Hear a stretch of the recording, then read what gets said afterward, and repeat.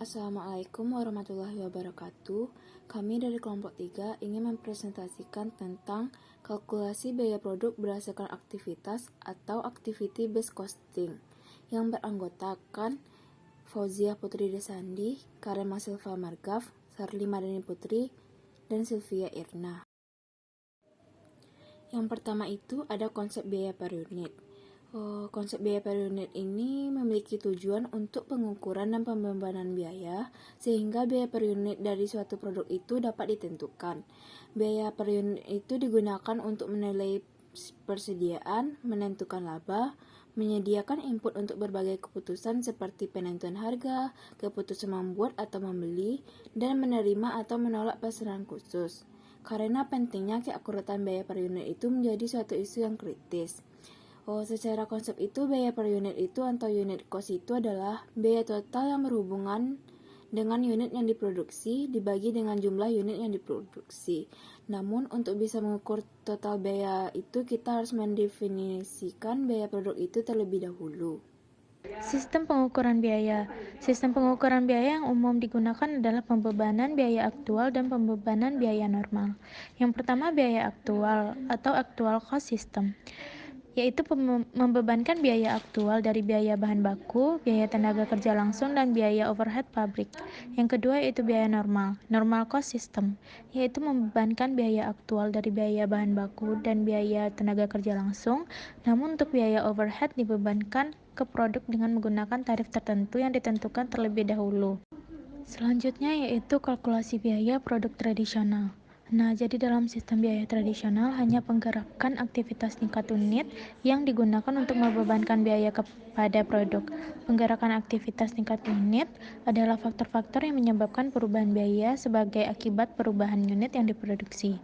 Dengan hanya menggunakan penggerak tingkat unit, diasumsikan biaya overhead hanya yang dikonsumsi untuk produk berkorelasi tinggi dengan jumlah unit yang diproduksi. Penggerakan aktivitas berdasarkan unit membebankan biaya overhead ke produk melalui tarif pabrik secara menyeluruh maupun departemental.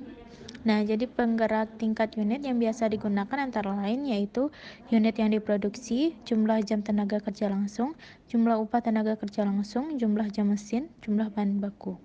Selanjutnya, saya akan menjelaskan tentang keterbatasan sistem akuntansi tradisional. Seringkali yang kita ketahui bahwa sistem akuntansi biaya sudah ketinggalan zaman. Contohnya yang pertama yaitu hasil dari penawaran bisnis sulit dijelaskan, harga pesaing tampak begitu rendah dan tidak masuk akal. Produk produksi yang memiliki tingkat kesulitan tinggi menunjukkan laba yang tinggi. Biaya produk berubah karena perubahan peraturan pelaporan keuangan. Beberapa departemen menggunakan sistem akuntansinya sendiri, serta pelanggan tidak mengeluh atas kenaikan produk khusus. Baiklah, saya akan menjelaskan Activity Based Costing atau bisa kita singkat ABC. ABC adalah suatu cara untuk mengkalkulasikan biaya berdasarkan kegiatan yang menyebabkan biaya tersebut muncul.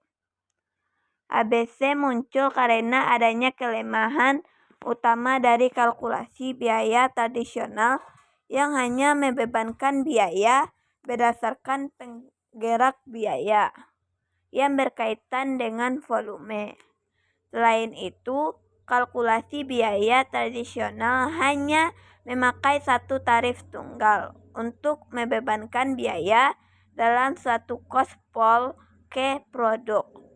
Sedangkan ABC berpendapat bahwa ada beberapa biaya yang lebih tepat dibebankan atas dasar non-volume. Jadi, ABC menelusuri biaya ke masing-masing aktivitas. Selanjutnya yaitu pengklasifikasian aktivitas.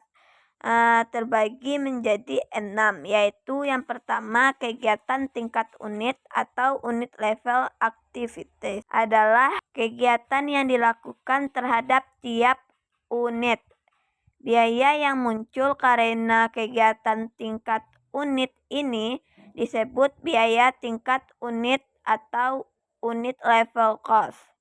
Jadi, biaya tingkat unit adalah biaya yang meningkatkan saat satu unit diproduksi.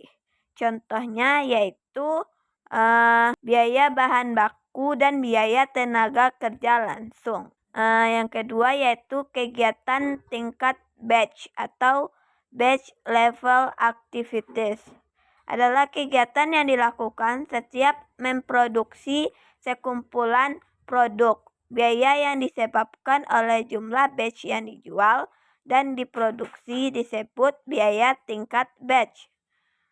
Contoh yang cocoknya yaitu biaya persiapan, biaya penanganan bahan, biaya setup mesin, dan lain-lainnya. Yang ketiga yaitu kegiatan pendukung produk atau product sustaining activities. Adalah kegiatan yang dilakukan untuk memungkinkan kegiatan produksi untuk sejumlah produk yang berbeda. Contohnya yaitu seperti perubahan desain atau jam desain. Yang keempat yaitu kegiatan pendukung teknologi, yaitu kegiatan yang mampu mendukung kelancaran kegiatan produksi yang berhubungan dengan pemanfaatan mesin dan peralatan produksi.